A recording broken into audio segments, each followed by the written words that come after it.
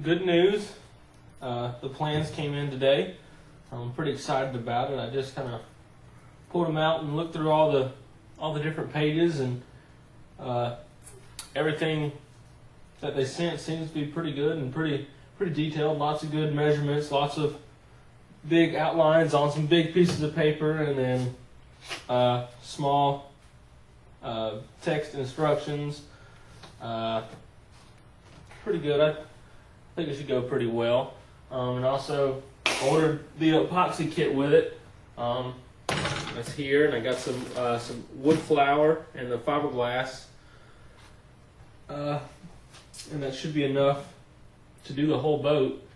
But it's, my first boat, so it may not be enough. I may not be as efficient with it. So hopefully we'll make it go all the way. And I got the plywood I got this morning. So now I'm gonna look over the plans pretty good and see if I can figure out a good way to accurately cut these the cutouts from the plywood and get to cutting. All right, cutting out the panels can be a little bit tricky. Basically, it takes just some decent geometry skills, and you can figure it out.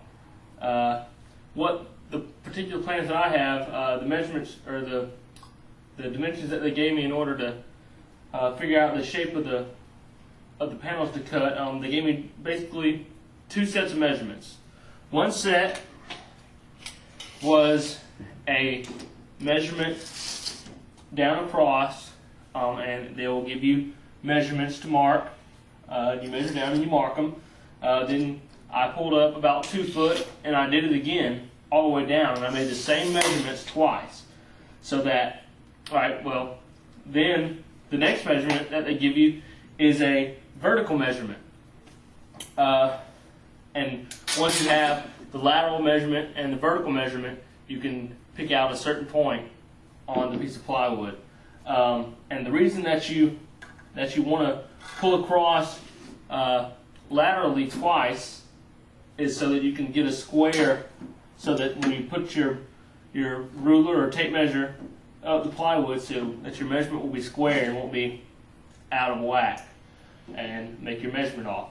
All right, so once I pulled the 2 measurements across, I started coming up and I marked whatever the measurement was, the vertical measurement, and that gave me the point. And I did that on every one of them, and I made marks. The next thing I did is I got a little bat and just a little bitty piece of anything flexible. Can be a piece of quarter round, anything really, just whatever you have available. And mine is wood, just a little strip of a rib where I ripped the 2x4 down, and I took little bitty tacks. You can see the little white things, and I tacked them at the marks. And you tack it to hold it down so you can get the shape or the bend of the panel. Once you have that, you just make your marks and cut the panels out. Not too bad. All right, after you got all your patterns cut out, you want to measure down the edges of the ones that have to have it, of the panels that need it, down 4 inches and make a mark, and then come back and drill a hole that is just big enough for whatever you're going to stick through, whatever you're going to stitch with, whether you use zip ties like I am or either copper wiring. Make the hole just big enough for whatever you're doing, so it'll be tight and you won't have as much to fill later. All right, well then once you do that, you want to start stitching, and that's pretty easy. You can leave them sandwiched together, and as you can see, I have 2 here. So whenever I drilled, I killed 2 birds with 1 stone and went through both of them. So I only had to make marks on 1. All right, and you can stitch it the same way, and you want to stitch the inside panel. These are the bottom panels. You want to stitch the bottom, the V in the hole.